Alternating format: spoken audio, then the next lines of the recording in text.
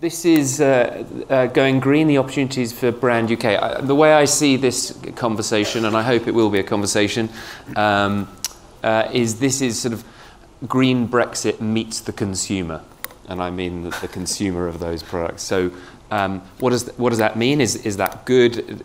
What's going to happen could happen within green Brexit that will help our UK brands sell more, deliver more? But what's that green Brexit look like in terms of what elements would work hardest for those brands? Is it a positive? Is it a negative? Etc. I've got a fantastic panel here to discuss these things, and I really hope that you will join in that discussion as well. Going from the far end, Henry, founder of Leon, now non-executive director of DEFRA. Does that mean, well, you have to tell us what that means. But, I'm not sure he even knows what it means yet. Do you want me to? No, not yet. No, okay, Kath, fine. Kath is inspirational leader of Sustain, the Alliance of Food and Farming, and a very strong voice. It's been around helping us all for many years. Patrick is the CEO of Sustainable Food Trust, and is a very leading voice in this area, and I'm really interested to hear some of your thoughts on what Minette had to say as well. And Tim from Dalesford. So we've got two sort of bits to this. We've got two great consumer brands that are using UK products and selling to the consumer, and have used sustainable elements in order to engage with the consumer. And two fantastic sustainability organisations that are driving change at the farming and food end. Patrick, can I start with you at the sort of the farm end about this? Where are you at? What have you heard today, and how do you think that a green Brexit can turn into benefits for Brand UK for our food sector? Well, I think that green Brexit has the potential to benefit the UK because of Michael Gove's amazing leadership, and if his ideas as set out in the command paper and today's and numerous other speeches are made flesh in policy, I think it could be really at the beginning of a renaissance of a much more healthy and sustainable farming in the UK. But there are some barriers to change, and I'd just like to pick up on the conversation with Minette just now. She said in passing, in response to Nick Lampkin from the Organic Research Centre, look, it's a very good thing what you're doing. And by the way, I thought Minette gave an excellent speech too, and I think we're lucky to have her in her post. And I shared a slot with her on the Today programme the other day, which was really positive. Yep. But she said, you know, it's great that this ecological farming, organic farming, agroecological farming, but you're going to be reliant on a premium. And this might sound surprising to hear, but I would rather, if we had an economic and policy environment where all farmers were responsible for the impact of their practices on the environment and public health, financially responsible and accountable, then I don't think we need an organic farming label anymore. We could farm in the interest of the public health and environmental health, in such a way that we were truly accountable for the impact of our practices on environmental capital, on soil, on biodiversity, on emissions, on social and human capital. And if we were to do all that and be financially accountable, we could compete with farmers because they would be charged if they caused damage. And we produced this report very recently, just before Christmas, called The Hidden Cost of UK Food. And the headline is that for every pound that's spent on food in the marketplace, there's a hidden pound in damage to the environment and public health. Yep. And Michael Gove is on record as saying he wants to introduce the polluter pays principle. And of course there's the discussion which came up earlier about the Pillar 1 payments, which are really social security payments for farmers at the moment. If those Pillar 1 payments were converted into support for farming practices which built soil fertility in the form of carbon, taking CO2 out of the atmosphere, then we would herald a new chapter in agriculture and make the sort of ecological farming that I believe in mainstream, and that's what's needed. So it shouldn't any longer be a debate between organic farmers and conventional farmers, even Matt Ridley, because I even agree that we need to be as productive as possible, as Matt was saying, but within the constraints of being accountable for our impact on social and environmental capital. When we were speaking earlier this week, you said but we have to remember that we're actually behind the curve in terms of the European, our European partners. So the green Brexit is quite an interesting thing. Do you think that that leapfrog that you're talking about is possible? Literally possible? I mean, Yes. are we talking in sort of la-la land that we can go from one to the next? Or Well, is the distance not This that might be a bit controversial to say this, but I would say that if you look at the attempt to green the CAP and ask the question which member states were the biggest break on CAP greening, guess who would come top of the list? The United Kingdom. So even though it is, I agree, even though I was a Remainer, a huge opportunity to green our future agricultural policy, we have actually not been helpful in the greening of the CAP until now. We've actually said we want to be farmed in an unconstrained way, and we've done a deal with the environmentalists that we've said to them, or the farmers have said to them, look, you will pay us to farm in a green way or to leave strips around the edge of otherwise intensively farmed land, and that's the stewardship schemes. We want to do exactly what we want on the rest of the land, and I think that has been against the interest of farmers because it's marginalised our capacity to really be profitable and as well as farming in a sustainable way on the land in production, and that's led to the race to the bottom on prices, which is really sad, and Manette was just talking to me about. And just one final thing before we move on to Kath. Effectively, you're saying, can we green the red tractor? The red tractor is a sort of seen as a relatively empty mark, I think, out by consumers, and effectively, but it is used by a lot of British farmers. It says, okay, it's from Britain. With that regulatory framework, effectively, we're sort of turning it to meaning and to say something, and that it's being used by everybody rather than a small proportion of farmers who are organic. Is that there would be a mark that could actually be, more aspirational than the red tractor mark, which doesn't I think mean there much. is a need for a harmonised framework for sustainability assessment, and I'm working with Tim and quite a number of other farmers of different persuasions on trying to create the architecture, and this is another green Brexit leadership possibility, for the emergence of a framework for assessing farm sustainability which uses common categories, a bit like we have an international accounting framework. We need an international framework for sustainability accounting with common categories, common metrics, and if that was to happen, then all the existing certification schemes and the sustainability assessment schemes, of which there are more than 100, Right. could be harmonised, and then you'd know where you are. Red tractor, it would score, probably not as high as Soil Association or Right. Freedom Foods, but we'd all be in it together. And that's really urgently needed because at the moment we have a lot of confusion. Kath, is that a place for you to pick up on? What does the sort of green Brexit and the consumer and the work that you're doing in... Well, I've spent the last 20, what is it, since the referendum, 21 months or Near so enough, now. Funny, isn't it? How time flies when you're having fun. Sort of being at the nexus of lots of different people bringing ideas, fantastic ideas in your case, to this kind of this conversation about what we do now that we're leaving the European Union in some manner, whether we're staying in the common market or not, all these things. And I think the big question that always comes up for me is, what are we trying to achieve here? I think, and I thought that I would share a little bit, particularly since we're among friends, intimate friends. I don't often get a chance to express an opinion because I've been in a kind of almost like a hub of lots of information coming from hundreds of organisations, filtering it, interpreting it and stuff. So, including from your good selves, actually. And I just thought, I brought with me, my toddler this morning helped me to make 2 yellow flags because she said she wanted to contribute to whatever I was doing today, not that she understands, but then most of us don't. And so I brought 2 plain flags, and I thought, well, what shall I end up writing on them from what I hear today? And I've got cheap food, and I've got standards. And what I'm really excited about is how much common territory, we just talked about common territory, so this microphone's going wrong. It's obviously not EU standard. Is how much common territory there's about standards. This platform has had people from all backgrounds and industries talking about the need for standards to drive innovation and for it to be I don't like to call it a race to the top, because I don't think we need to race. I think we need to do it deliberatively, carefully. It's more like a slow and steady climb to the top. But unfortunately, what I see from my dealings with a lot of the media, from talking about food standards, is that this argument, cheap food, too easily wins. So I'm going to put it on one side of the table and say the cheap food thing is about international trade deals, and all the benefits from Brexit will be about cheap, cheap, cheap, cheap, cheap food, just like George Freeman said sitting in that chair.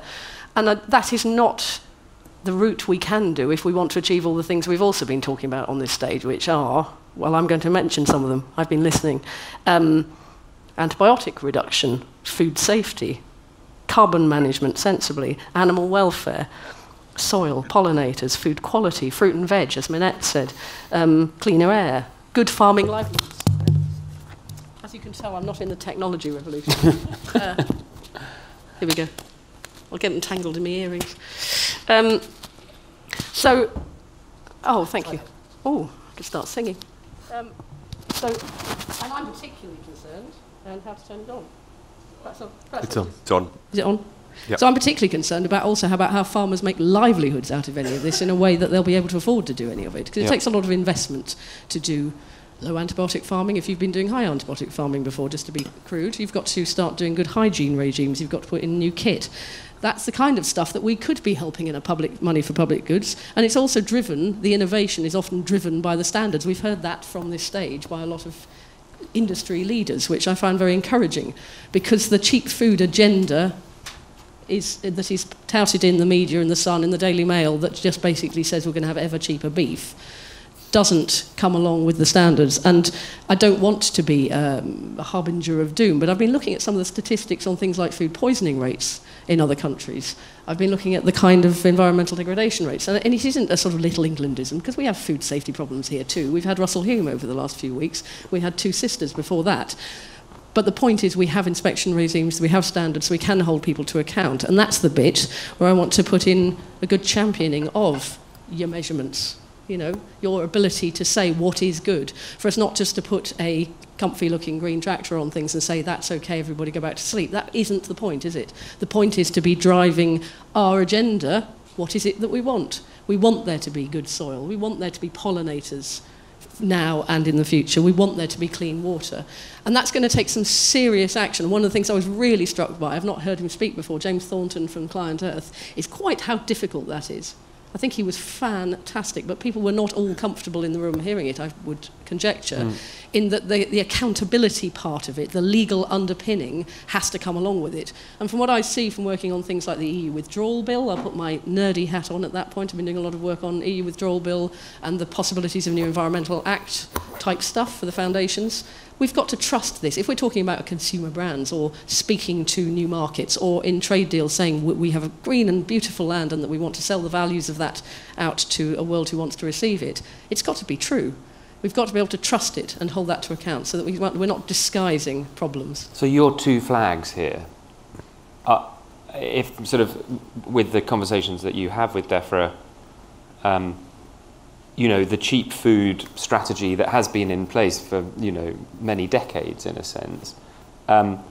Is there any way that we can solve this in Green Brexit? That you've got to have a bit of both. You know, Minette talking about, you know, we can't forget food poverty. We can't just have, you know, we can't all have £14 Dalesford sandwiches, although they're very good. But £14 was the most I've ever seen a sandwich for. At the Dalesford Cafe, yeah, and it was delicious. I didn't know we did them. Yeah, there you go. This is part of the problem with this cheap food agenda, is the idea that you can go as cheap as you like and it doesn't matter, and that will somehow solve poverty, which it doesn't, because actually poverty is caused by things like housing costs and people's access to benefits and all sorts of things. If we want, what do we want? If we want a system where everybody can afford to eat well, it won't be solved by keeping on driving down the price of food, because there are costs everywhere in the system. This is something that Patrick has shown so brilliantly. We pay for it somewhere. Yeah, it's dishonest pricing. It's dishonest pricing. Yeah. And also things like a lot of the people who are going to food banks are actually in work. So they're not being paid well enough in a food system that Minette has just reminded us employs 3.9 million people in this country. You yourself run a restaurant. You know, you may pay more. But a living wage was one of the best pieces of public policy that was moved to actually address food poverty. Yep. But it wasn't necessarily about driving down standards and also at the same time driving down farm livelihoods and making it impossible to make a good living in agricultural labour. Henry, with your DEFRA hat on and your Leon mindset, at the coalface on the high street, people purchasing products based on a set of values, do you think that this Well, I think process that can help? from a business point of view, I think that any business, there are only two possible strategies you can pursue. One is a cost strategy where you're the cheapest provider, and the other is a premium strategy where you have something that differentiates you. And I think that notwithstanding the fact there are parts of the UK that are globally competitive in terms of the yield they can provide, it is not a realistic strategy for brand GB to become the cost leader. And therefore I think that the first thing from a business perspective is we need to that brand needs to be that we are differentiated enough on, we are a high quality brand. And I think that from an implementation point of view, the risks around that are around, we heard some people talking about the difficulties of the different governmental bodies involved in this. But for example, chlorinated chicken, of all of the issues that people talk about, the reduction in standards, for me actually chlorinated chicken isn't the biggest issue from a science point of view, but it would send such a destructive message about what we're trying to achieve as UK that I think it is critical that we maintain the high road. And I think from a politics point of view, the other thing that we've seen, I've done a lot of reading over the last few weeks, and what I'd picked up from that has been confirmed today, is that we are at a really extraordinary point, driven by the acceptance of the concept of natural capital, the common agricultural policy as a common enemy, which is getting people who fought together now seeing an opportunity to create something better. And then also, I went to a David Attenborough talk a couple of weeks ago, and reinforced this idea that you've got conservationists, rather than projecting a 100% doom and gloom message, are now talking about the fact that there are habitats that have been revived, there are solutions to some of these things, and while we are still at a very febrile point in protecting our environment, there is an opportunity for us to reverse the gains, partly by looking after our land better, partly through technology, good technology rather than bad technology, of the last 30, 40 years. And so the risk to all of this, I think, so we've got this opportunity to brand the GB as a high-end user. We've got this extraordinary alignment between people who have been fighting like cats and dogs for the last 30 years. I think we need now, there's a massive political risk, both, Michael might not be, politicians move, they come and go, who knows what's going to happen with Brexit. I think we need, the 25-year plan was a fantastic document. We need to do as much as we can now to make it really hard for whichever politicians come in from here to overturn this moment. So I think there's a real opportunity there. And I think each in our areas, we need to think about how do we solidify this extraordinary moment so that it becomes politically resistant. Absolutely. And then there was only one other thought which has struck me today, and I'm also involved in, from the school food plan, in some thinking about how you feed children more nutritious food, how you present the obesity problems, and this problem of cheap food. I don't know what the answer is, but it does.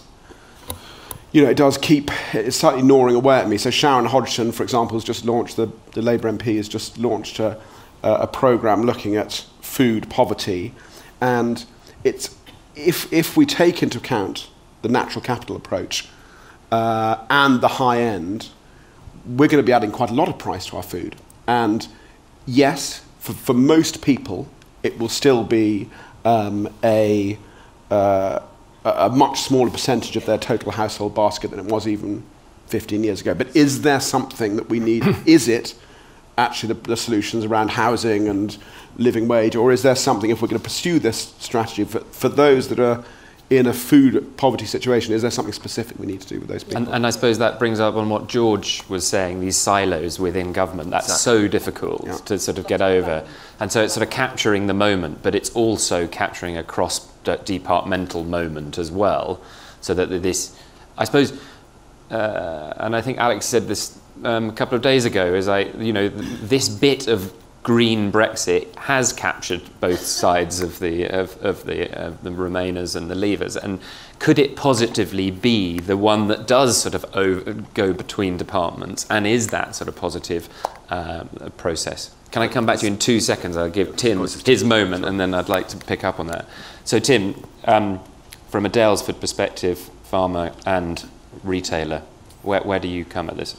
So, a couple of perspectives, as you say, as farmer and representing farmers through our philanthropic effort with agroecology. So that's a very broad church of farmers in leaf, in biodynamic, agroforestry, organic, biodynamic, all these different principles of agroecology, all just trying to be more productive using ecology. So as Nick Lampkin pointed out, we're not going to get a greener Brexit unless we start really considering the ecology, the tools of ecology, as well as technology, to address it.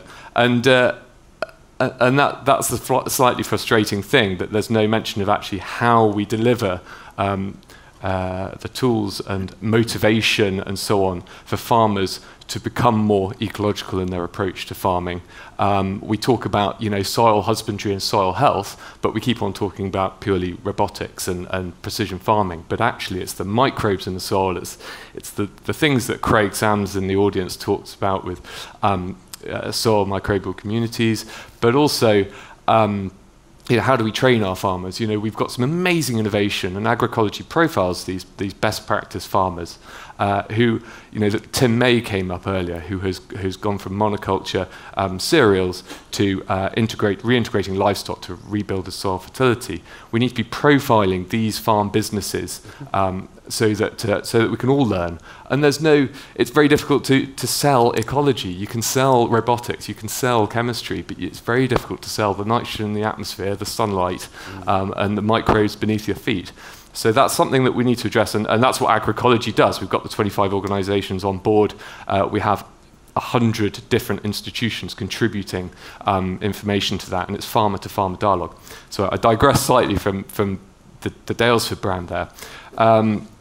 And then in terms of markets, and Daylesford, obviously, you say that we sell a sandwich for £14, but we're in some pretty high-end areas of London, and actually, a quiche and 3 salads for £12, that's actually the true cost of us producing it, and then, of course, the rents in those areas. And we won't put a sirloin steak on the menu because it's blooming expensive to do that, but we will create delicious, nutritious food, maybe with a little bit of bacon in that quiche, or, something, not saying no meat, but it's about balancing what we can afford to. We wouldn't be in business if we put our sirloin steak on the menu. And the turnover of restaurants in London's phenomenal, and we're just we have to reinvent ourselves with that selling of organic food all the time to try and make consumers buy into it. But finally, in terms of our organic supply, and we buy in probably 60-70% from our own business. Our farm business is supplying our cafes and our retail business, but we do still have to buy in salmon. And if anyone knows about the organic salmon market, it is diabolical in the UK. Asparagus, French asparagus, amazing, organic asparagus, amazing quality, but you try and get it from the Vale of Evesham, the home of asparagus growing, and you can't get it for love nor money. And it's a worrying fact that 10 years ago, or I joined Daylesford 11 years ago, the UK, in terms of land area, was leading the charge on organic conversion and running with it.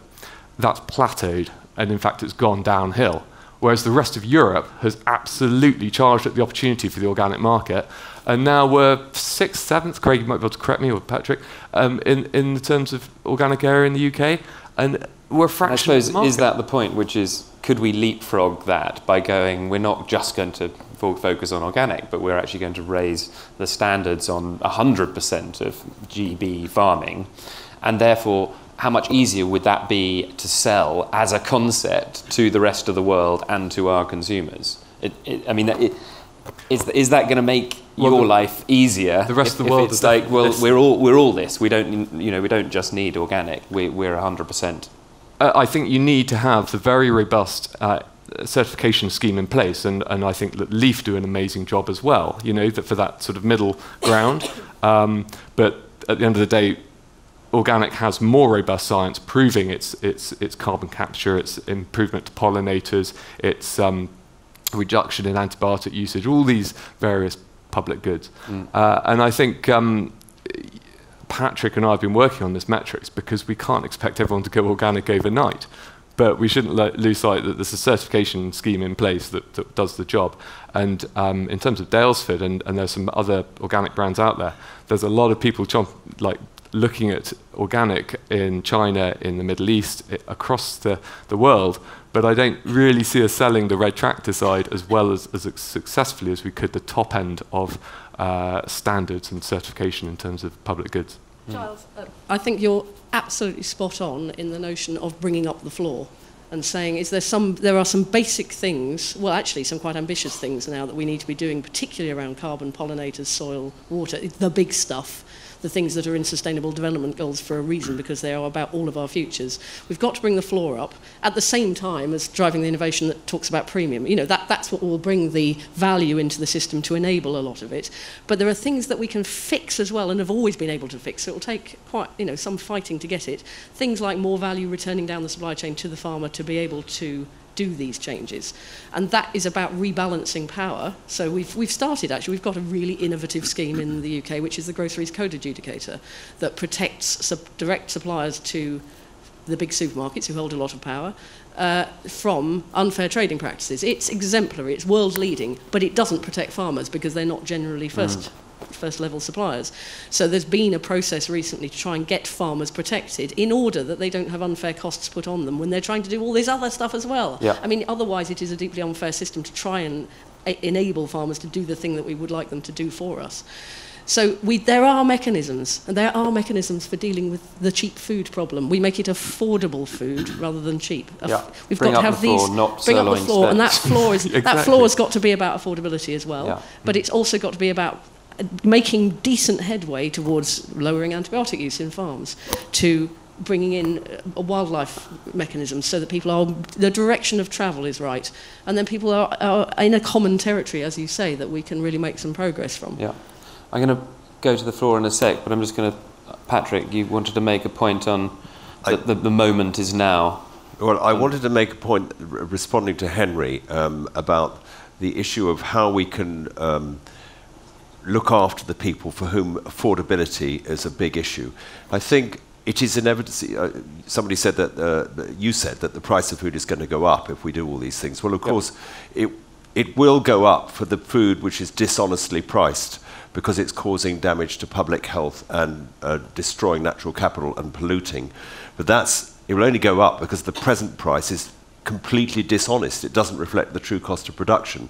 And if that happened, then the differential between the mainstream production system at the moment pricing and the pricing of Daylesford, and I think that, by the way, I think Daylesford, Carol Bamford and the whole of the Daylesford team have done an incredible job and showed a lot of courage, because they've been pilloried for being overpriced. But in fact, what Carol Bamford and Daylesford have tried to do is the right thing, because they could, because it's been supported by JCB. Yep. But it's brilliant that we've got somebody who's benchmarking very best practice. What the government now needs to do is to correct these distortions, because in this report we show that 50% of the damage which is caused to the social and environmental capital is damage to public health. Yep. So if we could correct that distortion, and I had a conversation with Gordon Brown just before he became Chancellor many years ago in the Fabian Society meeting, and I said to him, do you think that if we could show to you that if sustainable agriculture would shave on NHS bills, would that be interesting? And he looked at me and said, that sounds very New Labour or something like that, and then he lost his attention. But the truth is, if we could do that, then we've got massive savings there, because the NHS could bankrupt us if we're not careful. Yes. And there are direct correlations between the kind of farming systems we've had and the impact on public health. And Michael Gove has spoken about this already. He's talked about a new conversation with the Department of Health. I'm really excited by this, because when I picked up the agriculture consultation, the command paper, I thought health and harmony. I thought, A, Patrick's been there because harmony's in there, but B, health, great. And then I searched. And I searched. You And found health soil health, but not a lot of health. Soil health, animal health, great. Animals, love animals, yeah, lovely. Human health, tiny bit on pesticides, tiny bit on It's antibiotics. work in progress. Work in progress. But actually, it made me think that none of us have probably expressed the health aspect of this terribly well in a way that can be heard in DEFRA circles. Because over the years, looking back over the last couple of decades, I've had so many conversations internal to DEFRA with people saying, I don't really get how we get integrate health. Is that about the fruit and veg thing? Well, we can't intervene with the fruit and veg market. Well, we know it's about so much more than that. Yeah. They don't want to ask any questions anyway. Charles. Has anyone got any questions before we go to Sorry, the Charles. bell? But just to try, Craig, you do too. Yeah. Very quick point, as I've already made in another forum today. If we priced carbon into food, non-organic food would be more expensive for all the points that Patrick made. Forget about the health and all that is additional cost, but just the carbon cost of farming contributing almost a third of the increase in greenhouse gases every year, when organic farming would cancel out the entire increase in greenhouse gases every year. Would that pricing, if farmers got paid for capturing carbon and keeping it in the soil and keeping it in their trees or agroforestry or whatever, would tip the balance? Organic food would be cheaper at sort of the expected levels of carbon price than conventional food. And that's it. Great. Do we think, just when we go to you get the microphone, can we do that in this country and no one else do that? Is that what Brexit allows us to do? Do you see what I mean? Or are we just pricing ourselves out of the world market? We can only do that by creating a business case for farmers to build carbon, and that means to redirecting the Pillar 1 payments, as I said. And it will mean the only way we can do that reliably is a return to what's been called mixed farming, meaning farming rotations which have a fertility building element, normally in the form of clover and grass, because that's where the big soil carbon losses occurred in the arable lands, which have been in monoculture for the last 50 years. We could do that, and there are thousands and thousands of arable farmers in this country who would love to do that, if only it paid better than what they're doing at the moment, and that's the opportunity. Fantastic. Hi, Eamon Ives from the think tank Bright Blue. We've touched on this panel about producing food productively and how the nation can be fed in the most productive way. But I don't think we've heard a lot about diet and consumption changes, because there's one very good way to destroy productivity in the food supply chain, and that's to put it through animals. Does the panel think that more needs to be examined in this issue, and how might that be done? Because some of us do it voluntarily, but frankly not enough of us do. Henry, sorry, can I just bring Leon in here, because I suppose as the proponent of so healthier diets on far to go, I think there are two issues. One is what we can basically afford. Most of our population can afford pretty significant prices for meat, and actually the problem that puts on is problem cost of food in other parts of the world that we don't see, and has led quite recently to food shortages in Indonesia and other places. I think that is the good news is that from a consumer point of view, I think this is going to be one of those things that potentially tips anyway. So there's a kind of Overton window around these things. We were trying to do vegan food and vegetarian food in Lyon 10 years ago, and no one was buying it. And it was like pushing more up. I mean, it's important for us as well, because it's better GP, it's better for business, it's better for everyone. And I think that we've now, literally in the last 2 years, that we now sell something, it's about 30% or more is vegetarian food. And I think that is something now that is going to fall down through society. I think you're going to see a voluntary consumer-based change based on health, and based on the fact that it is it used to be funny. Chefs used to go, when you talk to them, whenever they used to mention vegetarians, and they'd kind of go, and everyone would laugh. We'll put on a risotto. Yeah, exactly, and everyone would laugh, and that is not the case. And now that kind of behaviour is considered. But can I just challenge what you're saying? Because one of the issues is that, is it not that the people who are struggling from food poverty at the moment, it's not going to voluntarily go down to that people. So that again, we're going to have the sort of health crisis with the people who can't afford it, and that the change is not happening at that end. If you're thinking about the Western world consumption, I think that, so in terms of the impact of that, I'm leaving aside China and India and Brazil. I don't know anything about what you do to stop them eating meat, but Western world consumption, down the level, the percent of the population in food poverty where that there may not be that conversion. It's quite small. So I think I'm quite optimistic that the Western world is going to begin to eat less meat voluntarily because they realise they're killing themselves by eating processed meat, not red meat, and they realise they're killing the planet as well. So I think that is going to be a positive change. How you then,